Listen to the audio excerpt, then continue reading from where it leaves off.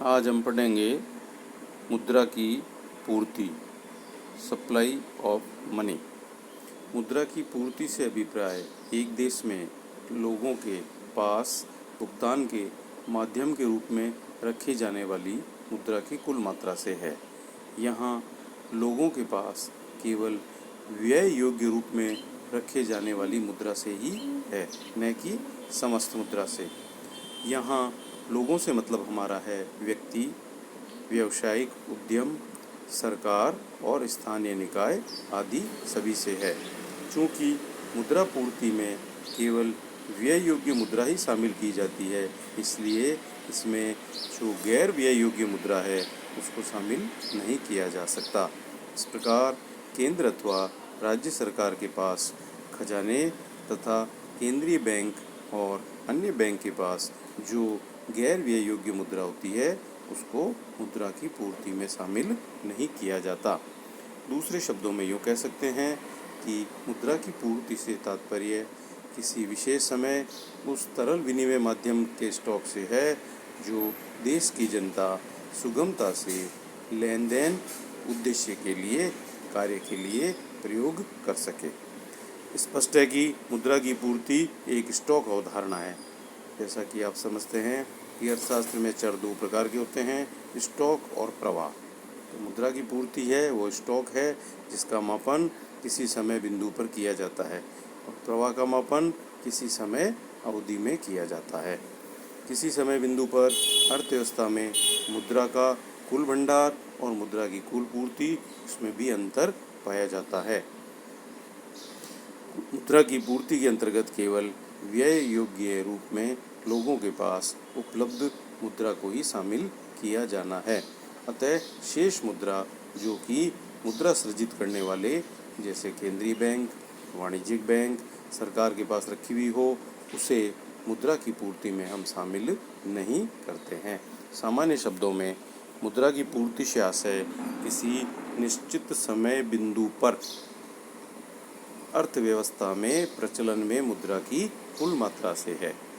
विभिन्न देशों में मुद्रा की विभिन्न धारणाओं को अपनाया गया है, किंतु किसी देश की मुद्रा की पूर्ति के दो भाग जो है मुख्य होते हैं।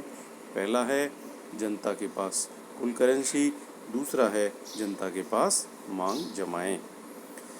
जब हम सबसे पहले देखते हैं जनता के पास कुल करेंसी। भारत में करेंसी का लगभग 90% से अधिक भाग रिजर्व बैंक द्वारा जारी किए गए करेंसी नोट हैं। दूसरे स्थान पर आता है भारत सरकार द्वारा जारी किए गए 1-1 रुपये के नोट और सिक्के, तथा तीसरे स्थान पर है भारत सरकार द्वारा जारी किए गए छोटे सिक्के।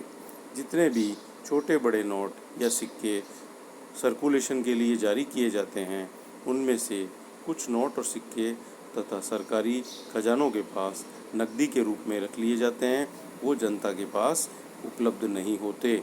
अतः जनता के पास उपलब्ध करेंसी की जानकारी करने के लिए बैंकों तथा खजानों द्वारा नकदी के रूप में रखे गए नोट और सिक्के को परिचालन में आए नोट और सिक्कों में से घटा लेना चाहिए। अब दूसरा पॉइंट आता है जनता के पास मांग जमाएं, डिमांड डिपॉजिट्स। मांग जमाएं क्या होती है ये आपको ध्यान में होना चाहिए। मांग जमा वे जमा होती है जिसका मांगने पर बैंकों द्वारा जनता को तुरंत भुगतान कर दिया जाता है।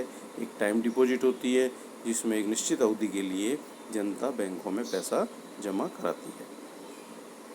देश की मुद्रा का अधिकतर भाग बैंकों की मांग जमाओं के रूप में होता है और उनको लेन देन में अधिकतर बैंकों के चेकों का प्रयोग किया जाता है। इसके दो भाग हैं, बैंकों में निवल जमाएं, नेट डिपॉजिट्स ऑफ बैंक्स, और रिजर्व बैंक के पास अन्य जमाएं।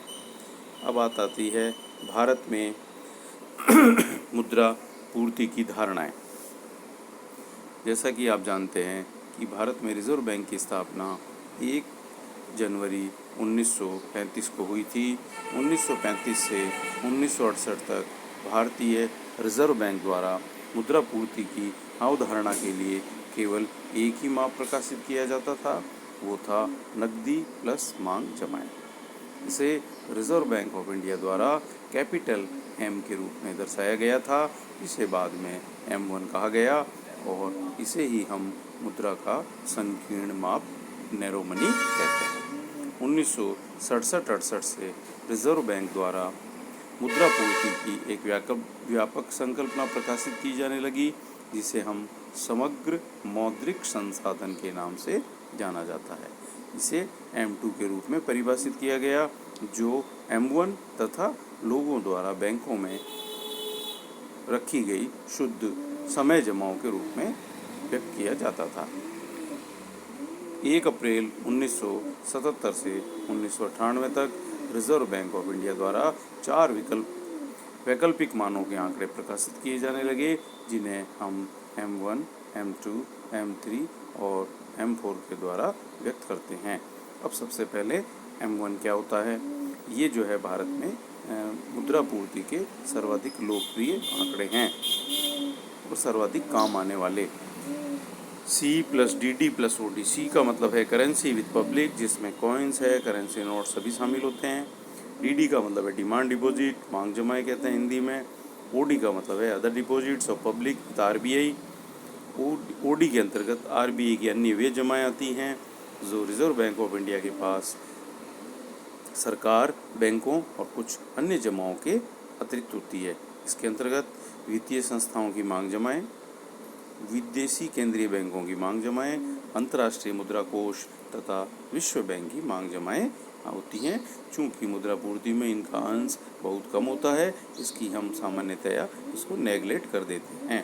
M2 M1 plus saving deposits with post office banks, अर्थात M2 का मान निकालने के लिए M1 में डाकघरों की बचत जमाएं जोड़ दी जाती है।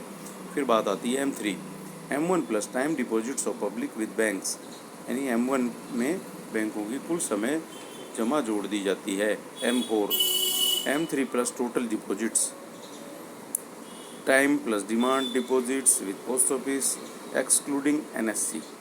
M1 को संकीर्ण मुद्रा और M3 को विस्तृत मुद्रा कहते हैं। अब है M4, जिसको हाई पावर्ड मनी, उच्च शक्ति प्राप्त मुद्रा भी कहते हैं। चूँकि रिजर्व बैंक ऑफ इंडिया का मौद्रिक नियंत्रण बैंकों पर होता है, न कि पोस्ट ऑफिस पर, अतः रिजर्व बैंक ऑफ इंडिया जो है मौद्रिक अधिकारी के रूप में पूर्ति पर नियंत्रण करता है, तो वो करता है बैंकों के माध्यम से। इसलिए RBI की क्रियाकलापों की दृष्टि से M3 ही ब्रॉड मनी है। संकीर्ण मुद्रा तथा व्यापक मुद्रा में आधारभूत अंतर बैंकों की समय जमाओं को लेकर ही है। व्यापक मुद्रा के अंतर्गत समय जमाओं को समग्र मौद्रिक संसाधन के रूप में शामिल किया जाता है। अब नेक्स्ट है 1998 में गठित YV रेड्डी समिति। 24 जून 1998 को प्रस्तुत इनकी रिपोर्ट में रेड्डी समिति ने मुद्रा आपूर्ति के निम्न माप प्रस्तुत किए। मॉनेटरी एग्रीगेट्स 4 बताए, M0, M1, M2, M3, जिसमें और लिक्विडिटी एग्रीगेट्स 3 बताए, L1, L2, L3। M0 currency plus bank deposits with RBI plus other deposits with RBI। M1 currency plus demand deposits with banking system, यानी बैंकों की अन्य जमाएं plus Reserve Bank of India की अन्य जमाएं। डिमांड डिपॉजिट्स को 2 भागों में विभाजित किया गया। बैंकिंग पद्धति की चालू जमाएं, दूसरा है डिमांड लाइबिलिटी। वर्तमान में M1 में केवल मांग देनदारी वाला भाग शामिल कर रहे हैं, न कि समय देनदारी वाला, जबकि पहले दोनों को शामिल किया जाता था। अब है CD जमा प्रमाण पत्र। इसे 27 मार्च 1990 को प्रारंभ किया गया। ये बैंकों द्वारा निश्चित समय अवधि, जो कि 3 महीने से 12 महीने के लिए होते हैं, ये अपने अंकित मूल्य पर बाजार स्थितियों के आधार पर कटौती दर पर जारी किए जाते हैं। M3 M2 plus term deposit with a contractual maturity on 1 year, यानी बैंकिंग पद्धति में 1 वर्ष से अधिक के संविदात्मक जमाएं plus call borrowings from financial institutions by banking system, बैंकों द्वारा वित्तीय संस्थाओं से लिए गए उधार। M3 को ब्रॉड मनी कहते हैं। L1 M3 plus total deposits with post office saving bank. L2 L1 plus total deposits with term lending institution and financial institution, वित्तीय संस्थाओं की अवधि जमाएं प्लस वित्तीय संस्थाओं द्वारा जारी किए गए सावधि उधार प्लस वित्तीय संस्थाओं द्वारा जारी किए जाने वाले जमा प्रमाण पत्र। L3 बराबर L2 plus public deposits with NBFC यानी गैर बैंकिंग वित्तीय कंपनियों में लोगों की जमाएं। अब बात आती है मुद्रा की पूर्ति और उच्च शक्ति प्राप्त मुद्रा। उच्च शक्ति प्राप्त मुद्रा जिसे हम आरक्षित मुद्रा या मौद्रिक आधार भी कहते हैं, इसके अंतर्गत सरकार और रिजर्व बैंक ऑफ इंडिया द्वारा जारी किए गए नोट और सिक्के शामिल हैं। इसका फॉर्मूला है M बराबर C+D। जनता के पास कुल मुद्रा की पूर्ति, जनता के पास करेंसी, और दूसरा पार्ट है बैंकों में मांग जमाएं। निर्गमित करेंसी यानी इश्यूड करेंसी का एक भाग जनता द्वारा और एक भाग बैंकों द्वारा आरक्षण निधि के रूप में रखा जाता है। इस प्रकार उच्च शक्ति प्राप्त मुद्रा जनता के पास रखी गई करेंसी C और बैंकों द्वारा रखी गई आरक्षण निधि के योग के बराबर होता है। यही एक फॉर्मूला है इसका, H बराबर C+R। इस सूत्र को एक बार अपन प्रारंभिक स्तर पर छोड़ सकते हैं, इसलिए हम आगे आ रहे हैं मुद्रा की पूर्ति का सिद्धांत। मुद्रा की पूर्ति का सिद्धांत ये व्याख्या करता है कि अर्थव्यवस्था में मुद्रा की पूर्ति या मात्रा कैसे निर्धारित होती है। यह सिद्धांत उच्च शक्ति प्राप्त मुद्रा की मांग और पूर्ति पर निर्भर करता है, इसलिए इसे कुछ अर्थशास्त्री मुद्रा की पूर्ति को H सिद्धांत कहते हैं। मुद्रा की पूर्ति और उच्च शक्ति प्राप्त मुद्रा के बीच संबंध मुद्रा गुणक द्वारा निर्धारित होता है। मुद्रा गुणक जिसे हम स्मॉल m कहते हैं, इसका सूत्र है कैपिटल M/H। मुद्रा गुणक का मूल्य जनता की जमाओं की अपेक्षा करेंसी रखने के अधिमान अर्थात करेंसी का जमाओं से अनुपात जिसे हम K कहते हैं तथा बैंक आरक्षण निधि और जमाओं का वांछित अनुपात जिसे हम V कहते हैं, उस पर निर्भर करता है। धन्यवाद।